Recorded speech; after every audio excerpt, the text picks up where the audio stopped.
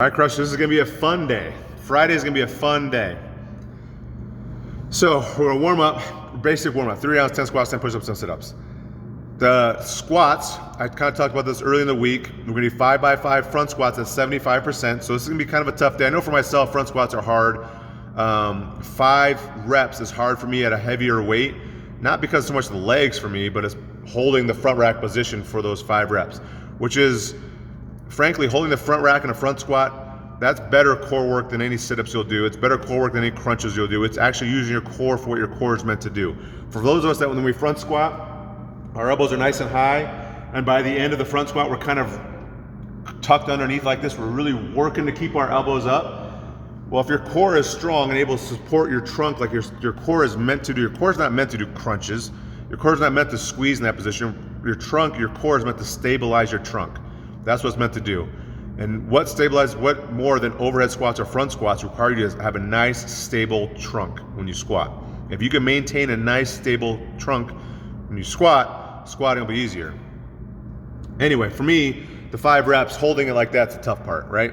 But 5 sets of 5 at 75% is gonna be challenging, but before we get there, we're gonna do those glute bridges. I talked about this last week when we were in the warm up. Today though, we're gonna go over to the benches, put the bench against the wall, you'll lean up against the bench, and you'll do glute bridges with your upper back against the bench.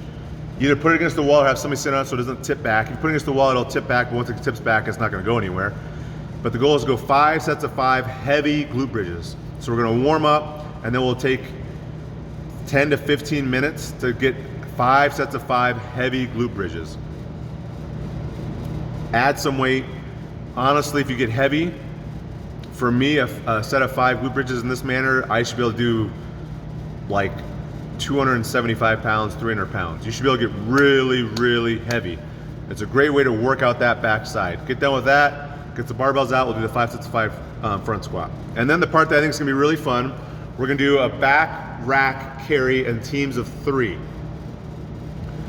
The prescribed weight's 185, 135, but I would love to see people go heavier. The way this is gonna work is you guys will probably take the barbells outside. If there's cars in the parking lot, take them past the cars into the parking lot, or take them over here to the side where you can safely get the barbell up and then safely start walking without hitting a car, because hitting a car would be terrible, right? We don't want to damage somebody's car. But let's say we're using 185. Me and 2 other guys using 185. I'm gonna put the barbell on my back and I'm gonna start walking the 800-meter route. I'm gonna walk the 800 meters with that 185 pounds on my back. If you can get 225 up, or maybe even get 185 on there and have somebody slap on 25s on the other side to make it 235, even better. Heavy, heavy. I'm afraid, so one thing I'm afraid of is that somebody gets weight on there and they walk like up to the apartments up here and before they need to let go. It should be heavy, it should be a hard walk. And then the next challenging thing is once the barbell's on somebody's back and you start walking, the barbell can't touch the ground until you get back to the gym. So you're holding the barbell, you're on your walk. What'll happen is like, all right, I'm done, I got a break. Or maybe your team decides to rest in various intervals. Whatever the case is, one partner will be on this end of the barbell, one partner will be on this end of the barbell, and they'll have to hold it. And while they hold it, I come out from underneath the barbell, so now they're acting like a rack, and I'll walk over here to this side, and I'll have this guy, I'll hold the barbell, while then he gets underneath the barbell, he gets on it on his back and starts walking.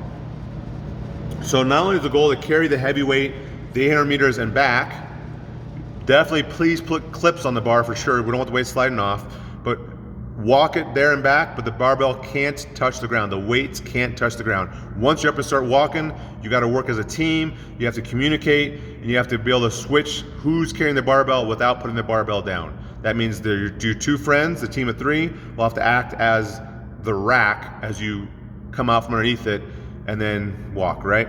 I think it'll be a fun day, something different.